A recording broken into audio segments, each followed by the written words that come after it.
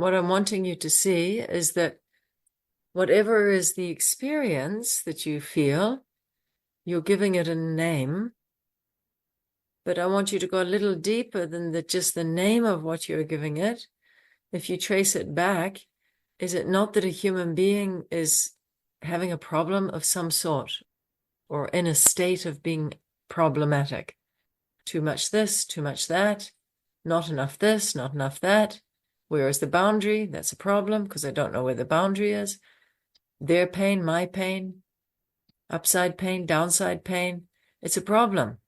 And as human beings, we live with the sense there's a problem, which means I'm not content, right?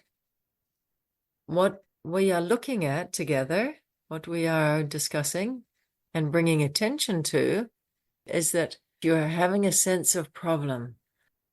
Something is too much, or you're a bit confused about your experience. What is this experience that I feel?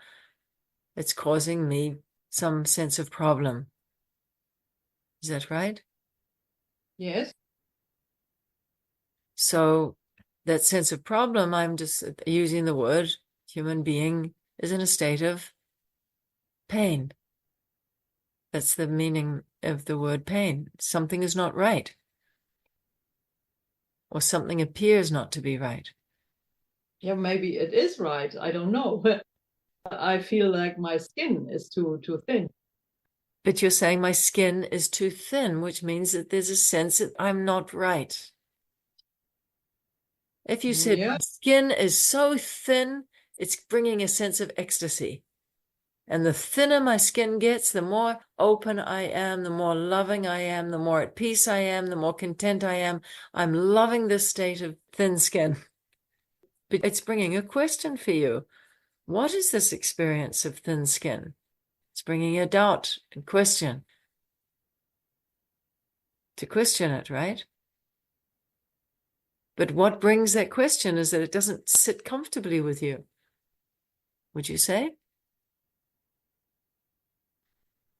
We use all these words, many, many words, that ultimately lead to a human being's dissatisfaction, sense of not being at peace with themselves, a stirring from within, not knowing that creates a kind of dissatisfied state. Opposite of I'm content, I'm at peace. We can order our mind in such a way that we don't go into these little side alleys and get confused with trying to analyze what essentially is human suffering. And that's what we are looking at in the satsang, how to bring it back to human suffering. Because what you are experiencing is a very evolved state or a highly sensitive state of human suffering. And if you can bring your mind to see it from this point, which is the satsang point, what is human suffering? Call it empathy, call it dissatisfaction, call it addiction, racism, violence, anger, greed. Call it so many words. Is it not coming from one point? Because if we don't bring our attention to this one point, we're going to go down all kinds of little side routes. And then you're constantly in a trap then, because you're trying to get out of something or trying to find solution for something, which is why you ask the question, because you're wanting to find solution. You're trying to find a solution, but you're not going to the source, to the essential cause. So you're not going to find solution there. We have in our garden some trees that were cut down, big trees. And before we came, we haven't cut any trees down, but they leave a stump. They can't take them out from the root. The tree is too big. And the tree again starts growing shoots from this trunk. It's amazing to watch them still grow. So unless you go to the root of something, it still grows into all these different branches. So how do we get to the root of human suffering is the question that comes in the satsang. It's why we come to satsang, to bring our attention back to what is human suffering. We can see the result of human suffering, as I said, in violence, in greed, in anger, in selfishness, in loneliness, in addiction, in feeling too much empathy or too much sensitivity, in doubt, in worry, in anxiety, in fear. These are the branches of human suffering. We've got to go to the root. Because if you realize something at the root, it will help you answer all your questions that are the questions of the branches. So when you said, am I too empathetic or not? I can't really answer that question in a way that will really bring you to a state of peace. And the satsang that I have been able to train my line of thinking back to the source by some really fundamental principles. Because otherwise you get lost. It's a kind of maze. It's incredible and it's interesting and it's intriguing. And it can masquerade, it can appear that if I understand all the psychology and I analyze myself completely, then I will remove all my suffering. But my experience, and you can tell me what your experience is, that trying to find peace, harmony, and ease within myself through analysis of the branches of pain and suffering and all the different flavors or shades or colors of the root cause of suffering, that only winds me more and more into it. It is like a maze. You never really find your way out of it. You change topics every now and then, but it's the same thing. Where the pain is because of memories, past pains, whether the pain is in the current situation, where the pain is projected into the future, where the pain is because of sensitivity or insensitivity. We're always talking about pain. And it is the right question to bring to satsang because we have to trace it back. There are 4 questions that are posed, that are presented in the wisdom tradition. The first one is your question, Moni. The human state of consciousness is in pain.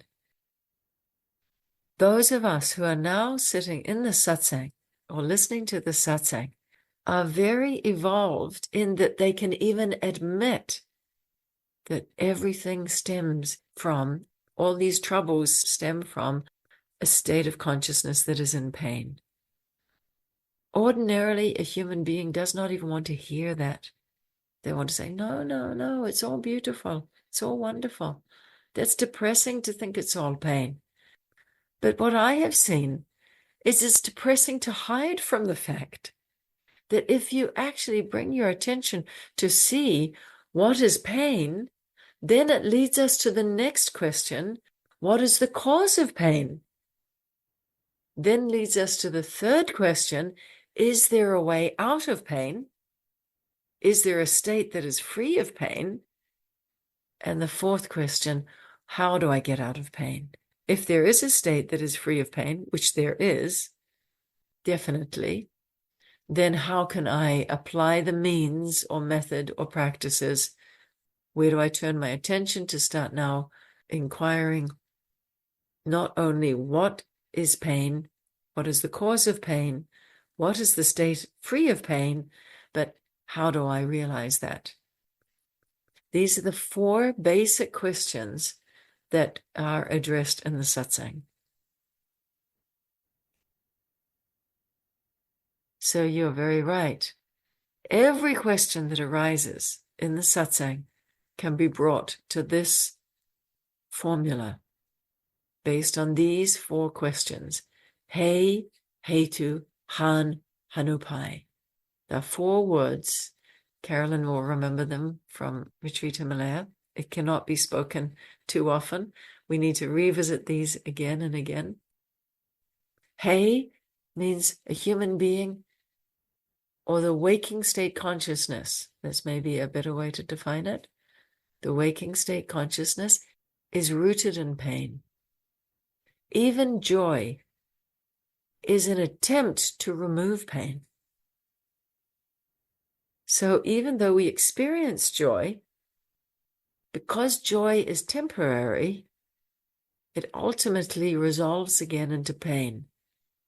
Because joy that is based on a person, a situation, an experience, or acquiring a thing, or acquiring a certain status or a certain power, the joy, the high that one experiences from those situations, which means circumstantial or conditional joy, because it is conditional to those factors, it is temporary.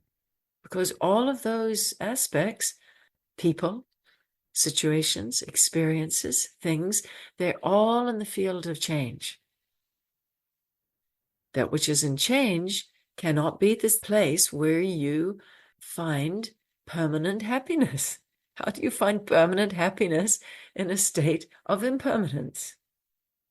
And I'm not wanting to sound depressing here, because ultimately this is leading to a joy which is unconditional, a love that is unconditional, a satisfaction which cannot be taken away from you, despite the changing nature of the people you know, the situations you're in, the things you have that are all in a state of flux and change. Do we not want ultimate happiness as opposed to temporary happiness? Underneath the attempt of finding joy, love, happiness, and a sense of security in the temporary is ultimately pain. Seeing that gives you now some power. Right, if I can see that, if I can stand and be brave enough to admit that, and I'm telling you, it's not easy to do that.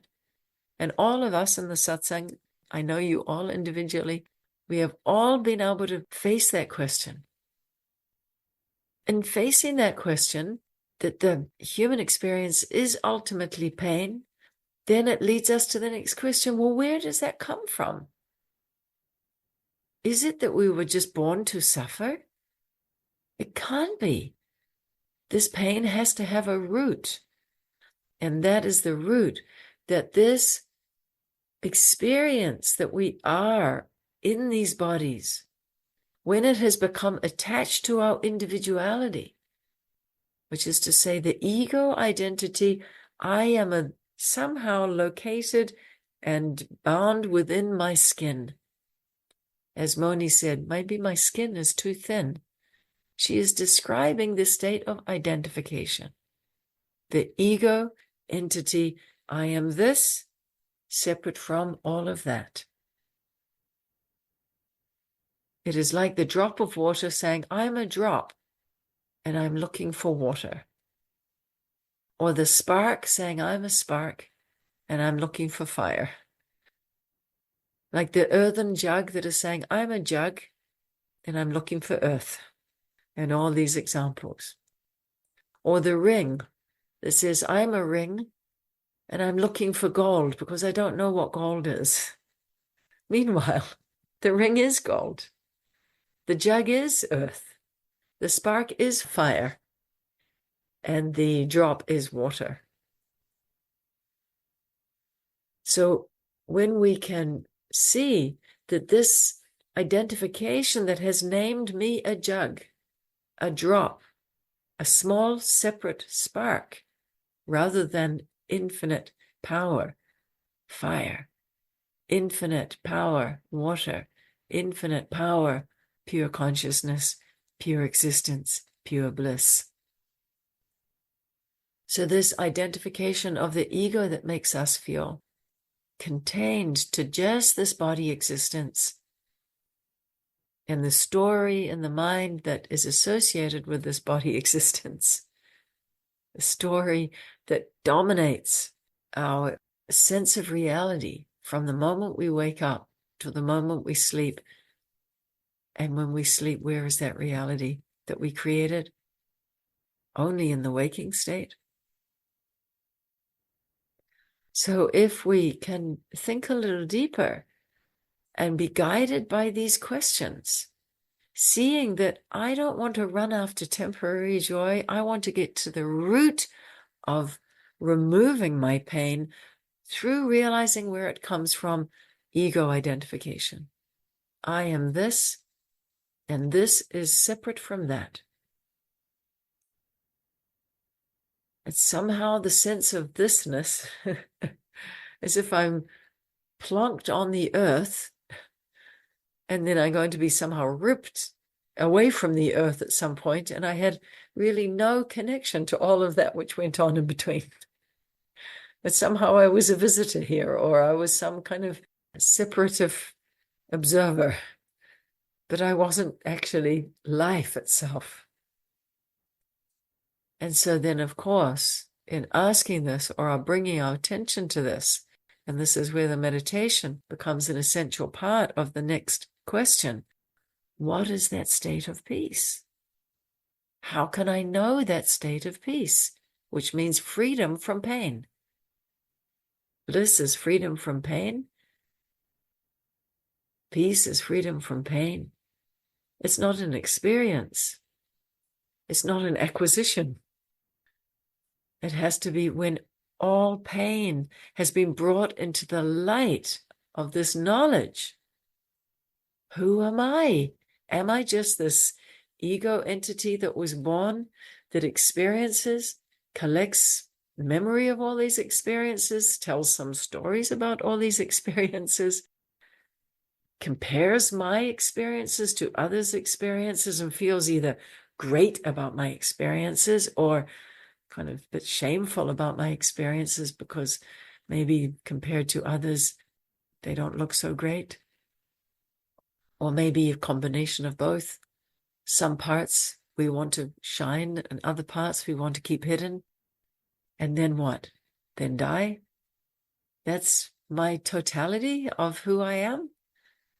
And we are saying, now there's an opportunity through the meditation to realize a state which is not bound only in this waking perception, ego perception, body, mind, identified perception. And that is now essential as I have known it. Maybe someone else can come up with their own way, but I have found meditation the most useful way with a clear mind as to the direction, as to what is meditation.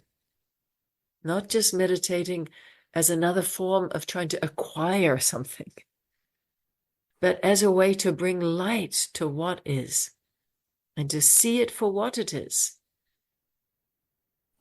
That when we experience pain, when we experience the confusion in the mind, am I too empathetic? Am I not empathetic enough? Am I too much this? Am I too much that? Am I too less this? Am I? Stop there. Am I? And just turn it around. I am. Close your eyes. We have to sit with this. Before empathy, before anger, before frustration, before doubt, before joy, before any experience, likable or not likable, before all change, before anything can be known, you are, which is the state I am. They meaning the same. I am.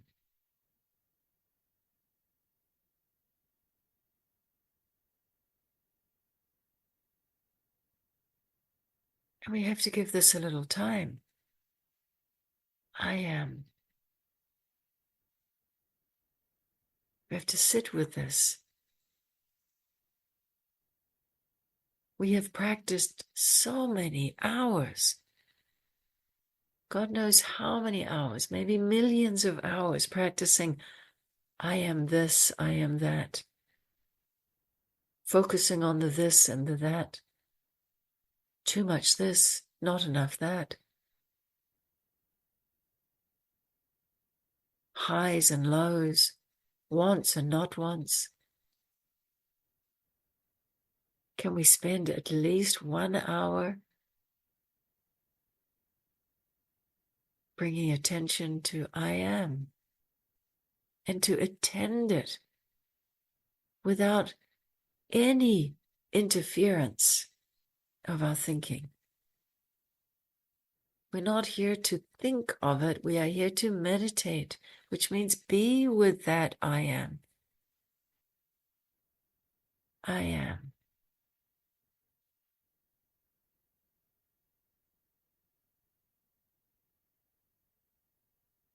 In Sanskrit, the word is hum.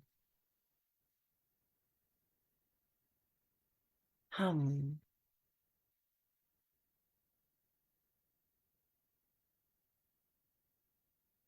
It is also the mantra of the fifth chakra, Vishuddha chakra. Hum. The sixth chakra, Agya chakra, the mantra Om. They mean the same. I am. I is. This I that is Amaram, not changing, with all the changing things. Unchanging presence. I am.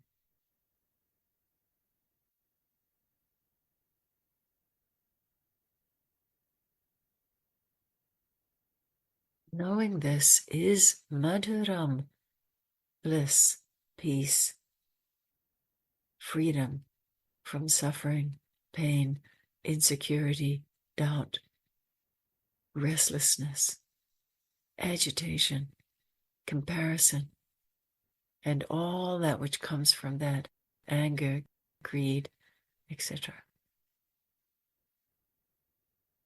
Amaram ham, madhuram ham. Knowing yourself, amaram, I am, that is so pristinely still, so pristinely pure, in terms of it is not muddled or murky from thinking. There is no maze here, like a clear lake.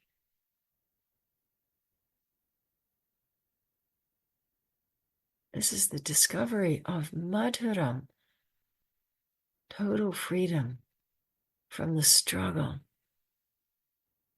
and the suffering that a human being experiences in all its different ways and colors and shades and flavors and experiences.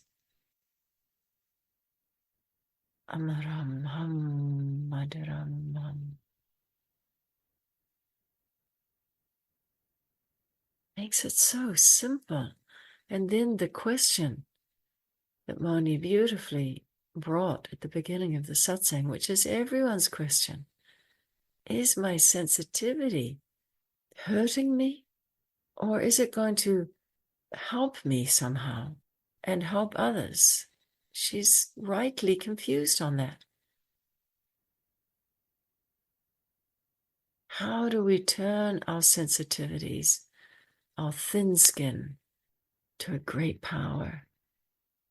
Knowing yourself as pure, free, ever-present I am.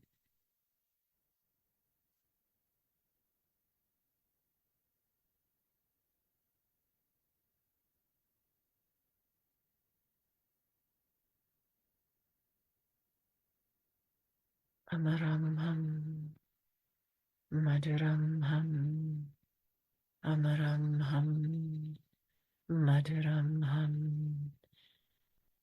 This mantra will help you to sit and be with I am.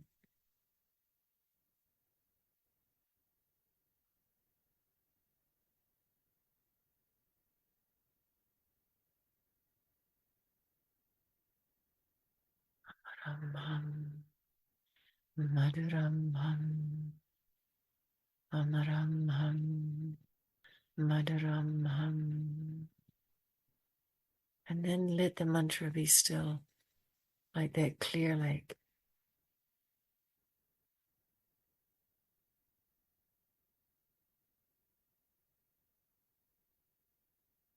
And if that lake becomes disturbed again repeat.